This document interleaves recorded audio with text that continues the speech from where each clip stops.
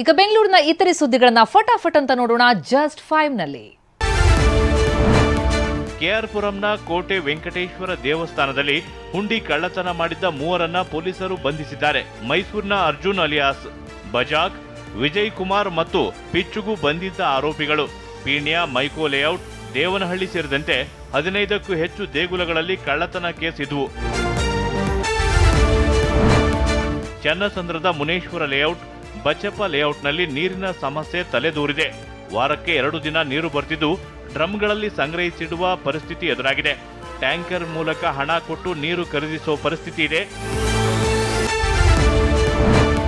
ಬೆಂಗಳೂರಿನಲ್ಲಿ traffic ಕಿರಿಕಿರಿಗೆ break ಹಾಕೋಕೆ ಪಾಲಿಕೆ ಹೊಸ ಪ್ಲಾನ್ ಮಾಡ್ತಿದೆ. ದೆಹಲಿ ಮೂಲದ ಖಾಸಗಿ ಕಂಪನಿ ಜೊತೆಗೆ ಕೈಜೋಡಿಸಿರುವ ಪಾಲಿಕೆ ಹೊಸ ಡಿಪಿಆರ್ ಸಿದ್ಧಪಡಿಸಿದೆ. ಸಂಚಾರ ವ್ಯವಸ್ಥೆ, ಟ್ರಾಫಿಕ್ ಕಂಟ್ರೋಲ್ ಮಾಡೋ ಕ್ರಮಗಳ ಬಗ್ಗೆ ಪಾಲಿಕೆ ಮುಖ್ಯ ಆಯುಕ್ತರಿಗೆ ವರದಿ ಸಲ್ಲಿಸಲಾಗಿದೆ.